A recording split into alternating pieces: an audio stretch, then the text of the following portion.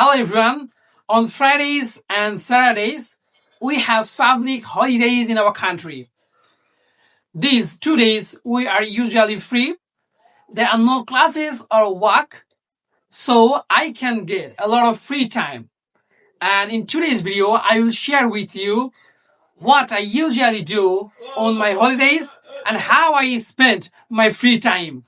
In the morning, since I don't have any classes or work, I can stay at home and practicing English. And sometimes I revise my lesson from the week so that I can remember them for a longer. Okay? And I practice my English in my free time.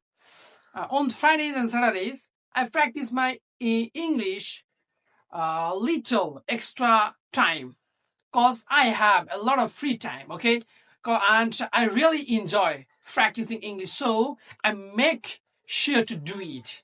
And in the evening, I sometimes go to my college campus to hang out with my friends. Occasionally, I go to a restaurant and have some good food. Uh, Also, I spend some time playing sports. On these holidays, I also edit my videos. These are basically extra activities I do on my holidays. Okay, goodbye.